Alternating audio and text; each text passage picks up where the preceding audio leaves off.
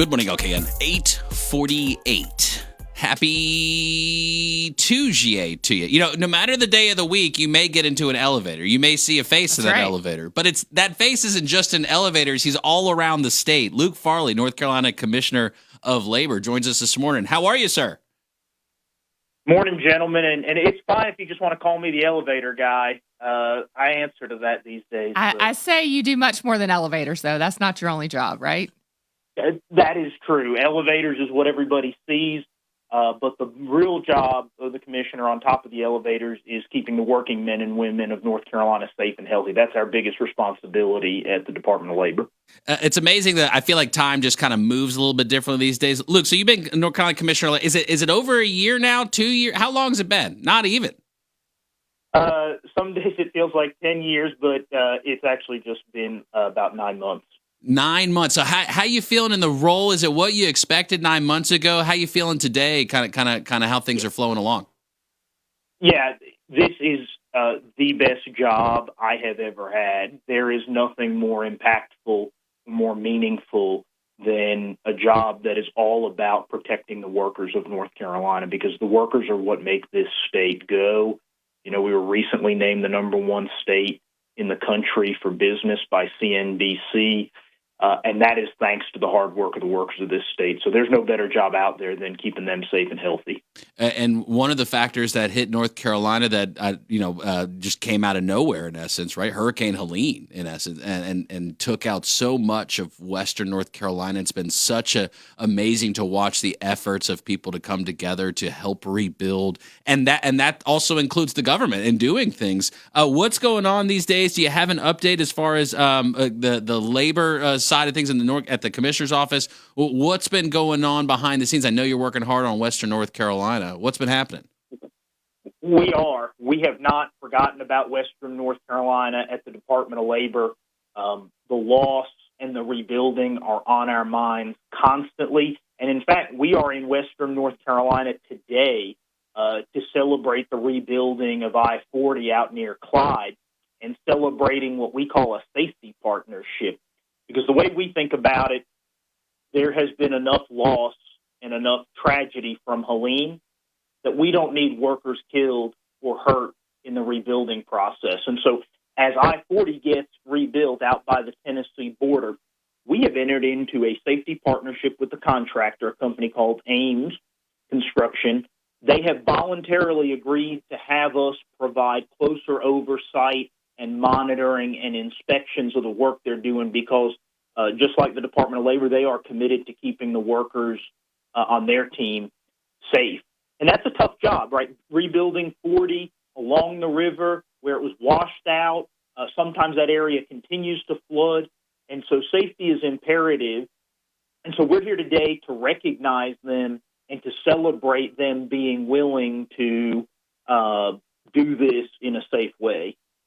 Yeah, rebuilding highways on big, giant, heavy equipment. You got concrete, you got rebar, not to mention just the earth in general. Does that like scare you to have to manage that like big of a thing? Like, what was the moment where you said, like, I think I can manage this kind of thing? So it's not scary, but it's a serious responsibility, right? Everybody deserves to go home safe and healthy at the end of the workday.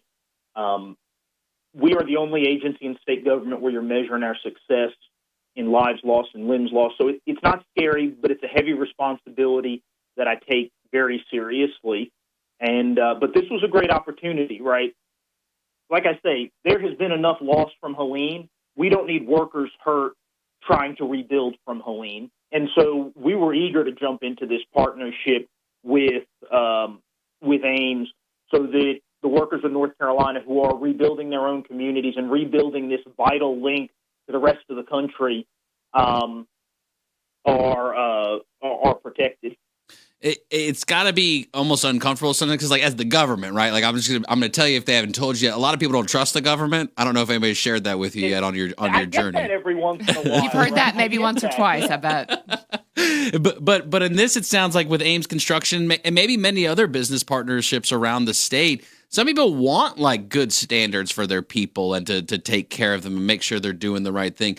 Do you find that at all, or am I thinking too crazy? No, you're exactly on point, and that's a big part of my job these days, right? There are a lot of people who want to do better, who want to keep their workers safe, who want to meet the standards, but they want to go at it alone. They don't want the Department of Labor to be involved with it. And I get that, right? Most times when government gets involved with something, it mucks it up, or you get bureaucrats involved with something, it gets 10 million times more complicated. Or you just don't trust us at the department. You think we're here to play gotcha games, but we're not. Our number one goal is safety and health, and we think the best way to do it is to work collaboratively with people, to partner with people. So if you've got anybody who's listening, if they're in construction, if they're a manufacturer, if they're in agriculture, for every rule or regulation that we're responsible for enforcing, we have a corresponding resource out there for them to help. We will come to their place of business and do a free consultation and to point out to them where they're falling short of the regulations. And if they fix that stuff, it's no harm, no foul. We've got a call center that they can call into and ask their questions about how the rules apply to them. We have people who come visit them and do training. So the resources are huge. People just have to take advantage of them and understand that at least when I'm labor commissioner here, we're here to help and partner with people.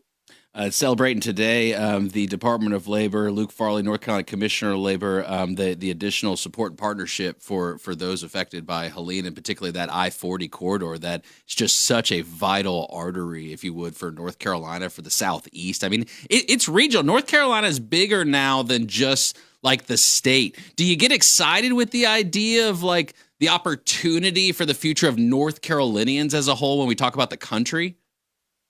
Oh, absolutely. How long is this segment? About 45 minutes? I got about 45 minutes to talk about how excited I am about this state and where we're going. Yes, I mean, we're the 9th largest state in the country now.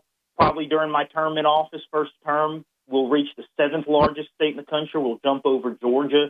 I mean, so much is happening here. We were just named the number 1 state in the country for business, and since I've been in office, also the number 2 state in the country for workplace safety. And so things are trending in the right direction here in North Carolina, and it is an exciting time to be a North Carolinian, and I feel just so enormously blessed to be in the role I'm in right now while all these great things are happening in North Carolina.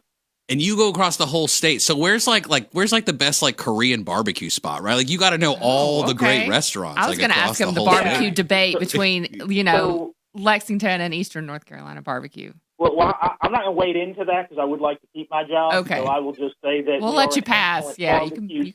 Excellent barbecue state. But I bet the best place to get some good Korean food is going to be the state fair here coming up, opening later this week in Raleigh. We just had media day yesterday, actually, and they brought in, because the department is responsible for inspecting all the amusement rides. In addition to elevators, we do the amusement rides.